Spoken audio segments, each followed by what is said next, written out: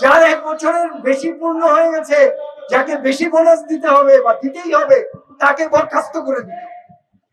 এইসব কৌশল মালিকদের আমাদের জানা আছে।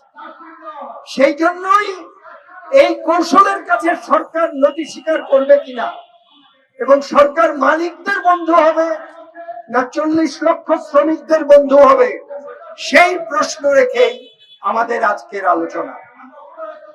আমাদের একটা দুর্বলতা আছে, সেটা হলো আমরা 40 লক্ষ গার্মেন্টস শ্রমিক ঐক্যবদ্ধ নই। আজকের মিটিংই দেখেন একই দাবিতে 3টা মিটিং হচ্ছে, একই কিন্তু দাবি।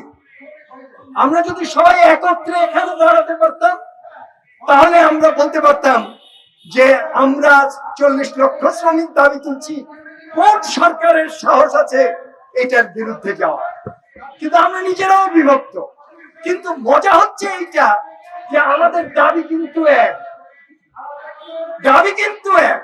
তাহলে আমাদের উচিত প্রথম কাজ এই মিটিং এর পর যারা অন্যরা একই দাবিতে আন্দোলন করছে তাদের নেতৃবৃন্দের কাছে যাওয়া, যে তাদেরকে বলা যে কারখানায় কারখানায় গিয়ে একই দাবি, আমার দাবি আপনার দাবি, আপনি শ্রমিক জোট করেন, আপনি আওয়ামী লীগ পন্থী, আপনি বিএনপি পন্থী, আমি কমিউনিস্ট পার্টি পন্থী, সেটা বিচারের দরকার নাই।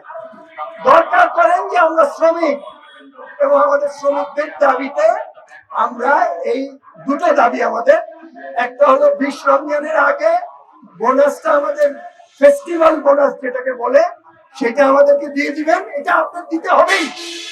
কেন দিতে হবে? কারণ এটা আপনি নিজেই আইন করেছেন, এটা আওয়ামী লীগও আইন করেছে, বিএনপিও আইন করেছে, অন্তর্বর্তীকালীন সরকার ইউনূসও আইন করেছে। সুতরাং আপনারা মালিকরা একমত, সুতরাং আমরা শ্রমিকরাও একমত, অতএব এটা দিয়ে দেন। মালিক শ্রমিক উভয় একমত, এরকম একটা দাবি নিয়ে লড়াই কেন করতে হবে? এই হলো প্রথম প্রশ্ন। কিন্তু আপনারা কি জানেন যে মালিকরা এখন কি দাবি করছে? খবরের কাগজ কি পড়েছেন যে মালিকরা বলেছে যে সমস্ত শ্রমিকদের 1 মাসের বেতন দিতে গেলে 7,000 কোটি টাকা লাগে। তারা কিন্তু ঐক্যবদ্ধভাবে বাংলাদেশ ব্যাংকের কাছে গেছে, বাংলাদেশ ব্যাংকে বলেছে যে 7,000 কোটি টাকা আমাদেরকে দিয়ে দেন, 7,000 কোটি টাকা দিলে আমরা বোনাসটা দিতে পারবো। আর তারা 1 কাঠি বাড়িয়ে বলেছে যে 1 মাসের বেতনও আমাদেরকে দিয়ে দেন আরো, মানে মার্চ মাসের বেতন আর 7,000 কোটি টাকা মিলে 14,000 কোটি টাকা তারা ব্যাংকের কাছে ধার চেয়েছে। সুলতান ভাই কি বলে গেল?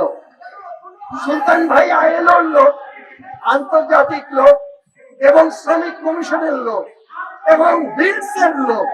সুতরাং সুলতান ভাইয়ের কথার সঙ্গে আমাদের একটু মনোযোগ দিতে হবে। সুলতান ভাই বলে গেল যে যদি মালিক না দেয় তাহলে সরকারকে দিতে হবে।